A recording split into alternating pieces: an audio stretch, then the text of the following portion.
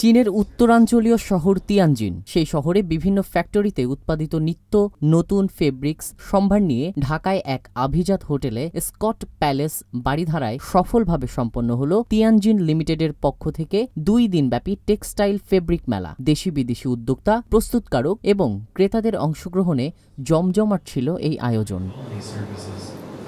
মেলায় প্রদর্শিত হয়েছে পরিবেশ বান্ধব ফেব্রিক্স, প্রযুক্তি নির্ভর কাপড় ও নান্দনিক ডিজাইনের বস্ত্রপণ্য। আয়োজকদের মতে এই মেলার মূল লক্ষ্য ছিল টেক্সটাইল শিল্পে আন্তর্জাতিক সহযোগিতা বৃদ্ধি এবং উদ্ভাবনী পণ্যের প্রচার। Our business in Bangladesh is quite good. It's a long time story. We start from here 1997. During the last 28 years, we export yearly now about $30-35 million fabric from China to Bangladesh. This year is the 50 years between two countries' friendship, right? So we want to make more effort to push our business to an upper level. 设立了办事处开始在这边做服装加工业务。因为孟加拉呢，拥有得天独厚的优势人口多，劳动力呢价格比较低廉，正是这种服装集群式的加工的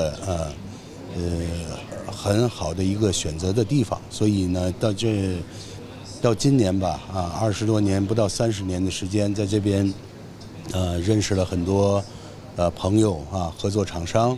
给我们呢也很大的支持，为公司的业务发展呢也开创了不少的市场份额。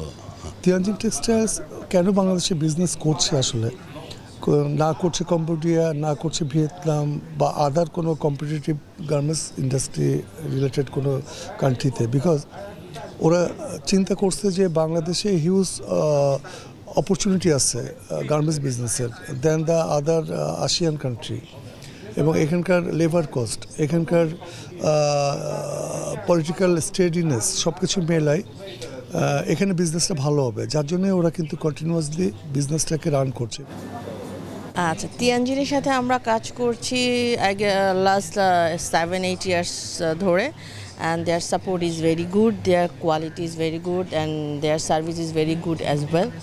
We are working with them, lots of buyers, and we are very good partnership with them. So according to me, my Tianjin support is very good with us. তাদের সবকিছু ভালো আছে, তাদের delivery বলেন, sampling support সব কিছু আমাদের satisfy আমাদের দেখছি। আমি বলছি ভালো, কারণ চাইনার ডেলিভারি ডেটটা মোটামুটি তাদের যেটা আমাদের ট্রানজিটটা বেশি লাগে, তারপর তারা সাপোর্ট দেওয়ার চেষ্টা করে ভালো। মেলায় অংশ নেয় 15টিরও বেশি দেশের প্রতিনিধিরা। অংশগ্রহণকারীরা জানিয়েছেন তিয়ানজিনের এমন উদ্যোগ টেক্সটাইল শিল্পে বৈশ্বিক সম্পর্ক আরও সুদৃঢ় করবে।